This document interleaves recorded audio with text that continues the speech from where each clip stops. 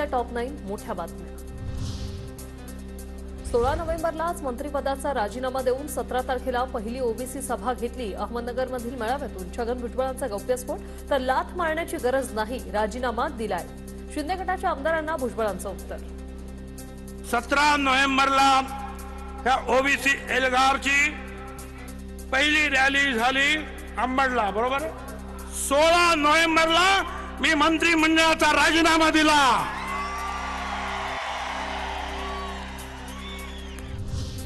भुजबळांचा राजीनामा मुख्यमंत्र्यांनी स्वीकारलेला नाही। छगन भुजबळांच्या राजीनाम्याबाबत मुख्यमंत्री शिंदे बोलतील, उपमुख्यमंत्री देवेंद्र फडणवीसांचं वक्तव्य। गुलाल उधळला मग उपोषण कशाला? भुजबळांचा जरांगेंना सवाल, तर अधिसूचना आणि अध्यादेशातला फरक तरी कळतो का? ओबीसी मेळाव्यातून भुजबळांचा जरांगेंवर हल्लाबोल। 27 तारखेला गुलाल उधळला, मग आता हे उपोषण कसलं? आता परत अध्यादेश म्हणजे काही कळत नाही।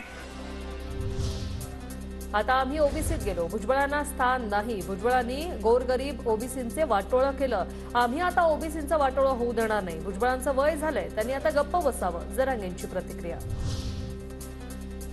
मराठा समाजाला मुंबईत गेल्यावर काय मिळालं हे सोमवारी सकाळी 10 वाजता पत्रकार परिषद घेऊन सांगणार, जरांगेंची माहिती। मराठा समाज, सरकार आणि विरोधी पक्षासाठी पत्रकार परिषद अत्यंत महत्त्वाची, जरांगेंची स्पष्टोक्ती। सध्याचे बाळाराजे परत लोकसभेत जाणार नाहीत, संजय राऊत यांचा खासदार श्रीकांत शिंदेंवर निशाणा।